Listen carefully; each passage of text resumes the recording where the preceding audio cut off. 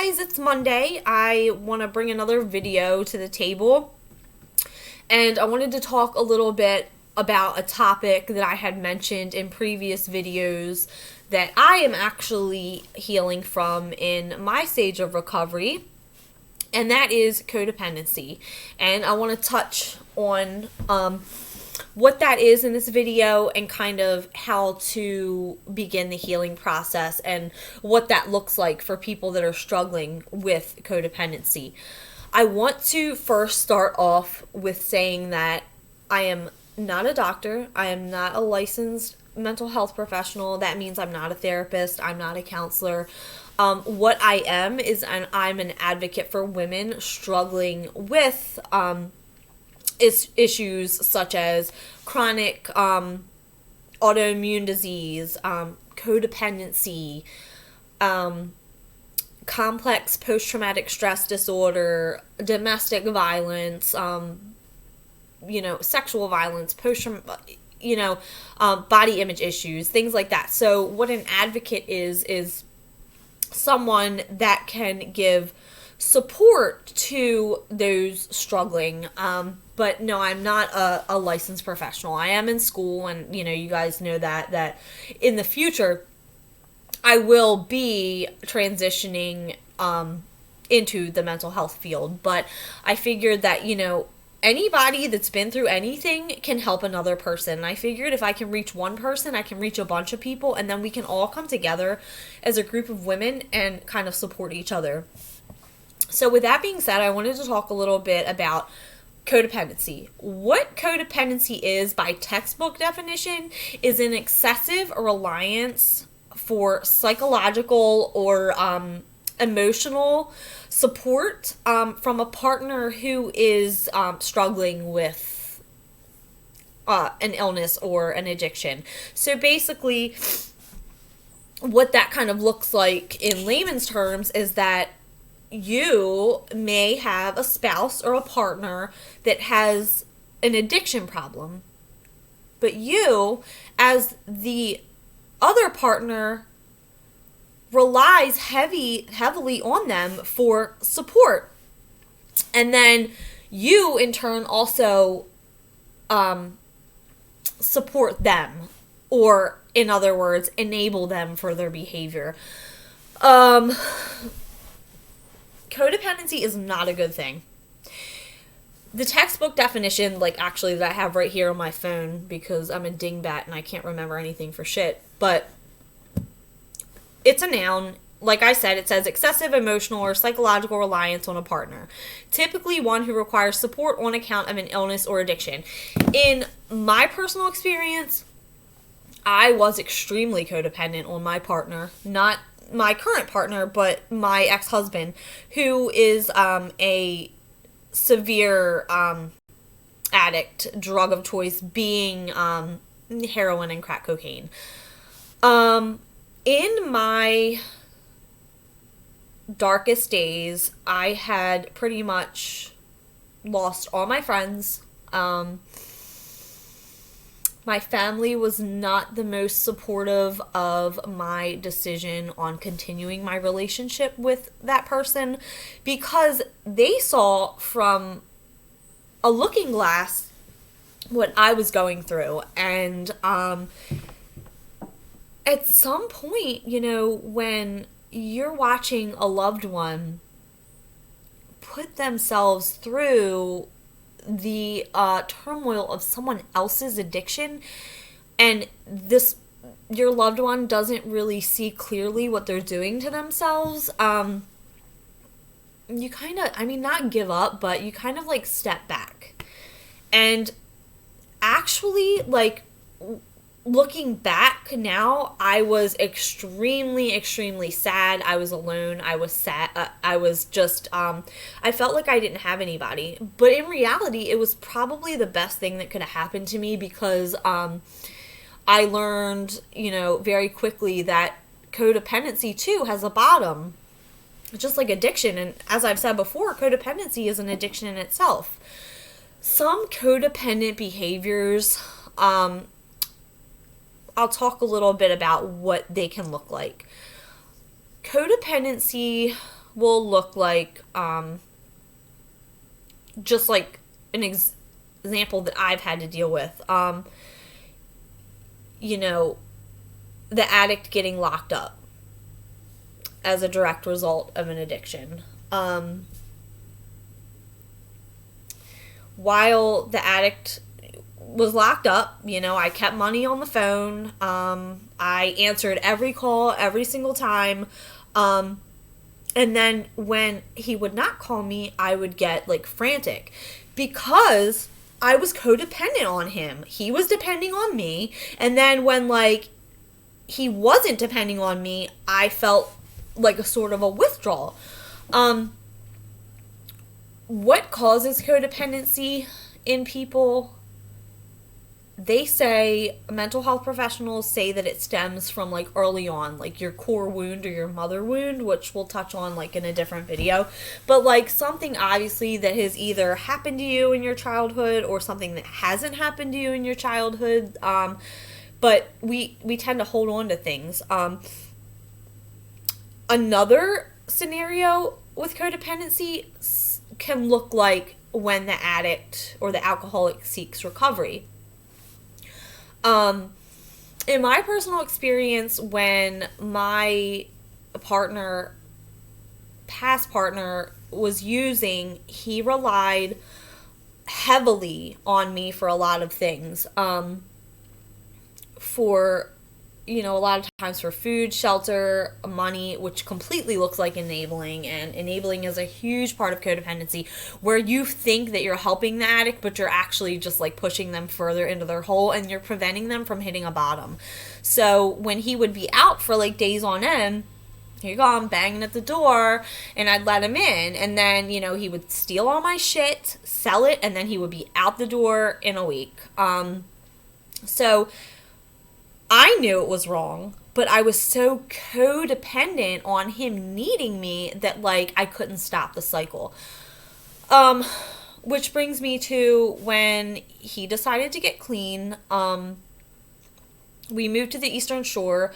He had a bout of clean time, like almost 2 years. And in that recovery, I always say that clean time doesn't actually equal recovery. And why I say that is because in his clean time, I don't really know if he really worked the steps like he should. I mean, it really wasn't my business. That was him. He was not using drugs at the time. I can say that he was completely abstinent. But there were things that were going on in his recovery that like weren't really the nicest to me. He was always with his friends. And I do know that that's a huge part of recovery, is that it definitely has to come first. It has to come first. But me, as a codependent person, I had a really hard time accepting that. And I can admit my faults today. I had a really hard time accepting that because the fact that his recovery had to come first meant that I came second. I kind of felt slighted because guess what? Because he wasn't depending on me as much, I felt like, okay, I took a back seat. Which is really sick, because when you love an addict, like, you want them to be in recovery. You know, you want them to be in recovery. But codependency makes you so sick that you're like, okay, I want this person clean, but I mean, I still want them to rely on me for shit, because if they don't, like, I'm not in their life. Well, he actually ended up relapsing. I do not feel like that I was an integral part of that relapse. You cannot make anyone relapse. The disease of addiction is exactly what it says it is, recognized by, you know, medical textbooks. It is a disease. If they're going to relapse, they're going to relapse. Do not hold yourself accountable for that. It's just what happens. And they also say that relapse is a part of recovery.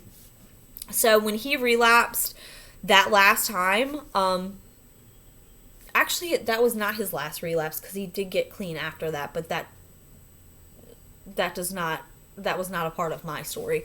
Well, it kind of was, but Anyway, when he relapsed after he had that almost 2 years clean, it got really bad. We moved back to Baltimore, and I was sicker than ever in my codependency, to the point where, like,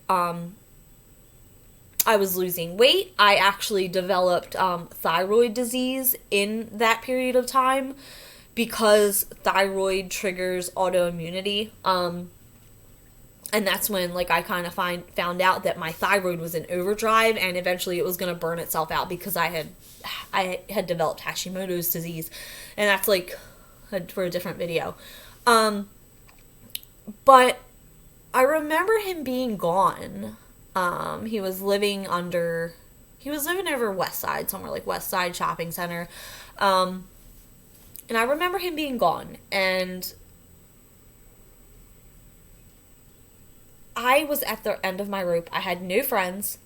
The only people that I had were people, like, telling me, you have to leave, you have to be done with this. My family didn't want to talk to me unless, like, they were trying to, like, lecture me, pretty much. I was at the end of my rope. I am not a religious person. I'm spiritual. I grew up in a Catholic household, so I did have Catholic education. So a lot of times when it comes down to it, when I pray, I do pray to Jesus. But I sat in my car. I had an SUV at the time. I got in my car and I prayed. I said, please, dear God, take me out of this situation. Please, like, please make me lose feelings for him. Do something. Like, I need a better life. Like, I don't want to constantly be in this stressful situation where I'm wondering about what he's doing, how I'm enabling him coming back, him doing this, him doing that. And I stayed by myself for months. I was by myself for months, not knowing where he was at. And at that point, I pretty much, like, ended the marriage. I did not want to be a part of that, and it hurt me. It hurt me really bad, because in a way I felt like I was ripping my family apart. But honestly, it was probably the best thing that I could have done, because in that process, and what that process is called detachment, and that is the only way out of codependency. Detachment is pretty much letting go with love and loving someone from a distance. I had to stop letting him back in. I had to stop enabling him by putting money, giving him money when he asked for it. I had to stop the chaos, because that's what it is. It's chaos. When you're dealing with somebody else's addiction and you're codependent, you're dealing with an addiction in itself. Like, you're addicted to the addict. It is straight chaos. I had to stop the chaos. And what that meant was letting go, leaving. I told him that he was no longer in my house, no longer allowed in my house. It was extremely hard for me. His mom was really sick at the time. He ended up losing his mother in the process. She was like a mother to me. It was extremely sad, but I had to detach everything. I had to. I told him that he was no longer allowed to see our son unless he was clean. And it took him a while, but he got clean. But I still knew that, like, it was a toxic situation for me to even try. So, I did end up meeting someone. I am still with that person today. Thank God that I kind of look at meeting my partner that I'm with now as like a saving grace, because I think that if I did not meet this person, part of me would still be like wrapped up in a little bit of codependency. But I was able to focus on myself, and that's like a huge thing. When you detach from the addict, you're able to focus on you, and you see a lot of shit, man, that you are just like not happy with yourself. I mean, I knew I was fucked up. Like, I used to beat up my ex-husband, dude. Like, that's terrible. Like, that's chaos. So I was able to get into therapy, and I've been in this recovery journey for almost 5 years, and I'm really proud of myself. But it brings me back to detachment. Detachment doesn't necessarily mean, I know a lot of people are in situations where they can't leave their loved one, and I get that, I understand. I was in a situation where I could leave. It wasn't a parent, it wasn't a child, it was a spouse. So, like I said, we're still friends today, but it's not the chaos. Like, he's not constantly asking for money. He's not this, he's not that. But anyway, when I left him, he went through a series of lots of hardship. He developed lots of health problems. His mom passed away. His dad passed away. But through all that, he got clean. He did. He got clean. He got himself into a program. You know, he met somebody. And he was doing extremely well. Unfortunately, that story does not end there. He did relapse. And it's sad. It's really sad. And, you know, because I detached from that situation, I am no longer a part of the problem. I am living my life. I'm thriving. I am loving from a distance. He's still my family. I still will answer calls from, you know, the detention center when he calls, but these conversations look so much different. These conversations are not arguing about money. These conversations are not him asking me for things. These conversations are literally like, hey, how's my son doing? You know, things like that. They're not me like trying to control situations because I have detached. Detachment looks like, you know, I'm going to be there for you, but I'm not going to participate into the chaos. And when you are ready for help, I will be here. So there are a couple resources that really helped me in my codependency recovery, like early on. There's a lady named Melanie Beattie, and she writes Codependent No More.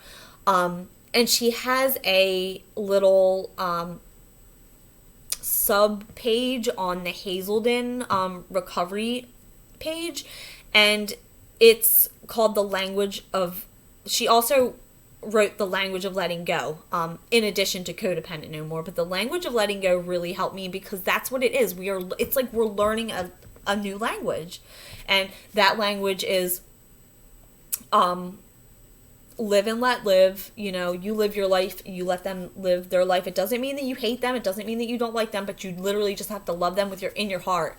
And it's sad and it's hard, but it's something that it's the only way to heal from codependency. You have to let go. So The Language of Letting Go by Melanie Beattie, that's a great book. Codependent No More is a great book. But there's also these little daily readings that help me a lot in early recovery from that. And it's from The Language of Letting Go, and if you want to check out those daily little readings, they're like little affirmations. They're super cool, they're super cute, they're super helpful when you are dealing with someone with addiction. It might sound corny to some people, but I like to read. I like that kind of stuff, and I think she also has like a podcast. But in the description of this video, I'm going to go ahead and put those resources down there so you can check them out. And I'm really enjoying like talking to you guys about stuff and being vulnerable for you to see like some things that I went through, and, you know, share my stories with you so you guys can see how how my growth has, you know, evolved. And maybe, you know, something might strike somebody and, you know, it might help them. Like I said, I'm not a doctor, I'm not a therapist, I'm not a psychiatrist, I'm nothing fancy like that, I'm a hairdresser. But if you want to chat with me, I have set up Zoom accounts and Google Meet accounts where like we can get on and chat and stuff like that. So if you want those links, I can give them to you. You can email me, and it's theartofbutterflies@gmail.com. Super easy. I'll put that in the description too. If you liked my video, hit the thumbs up and subscribe to it because that helps me out. I don't get paid, I don't get anything like that, but I am trying to, you know, start an empire for women, and you guys are helping me, and I appreciate it. If you want to talk about codependency and attachment, I am here for you, and if you want to comment anything or have anything to say, that's welcome too. Until then, I'm going to get off. I got to go pick my kids up from school. See ya.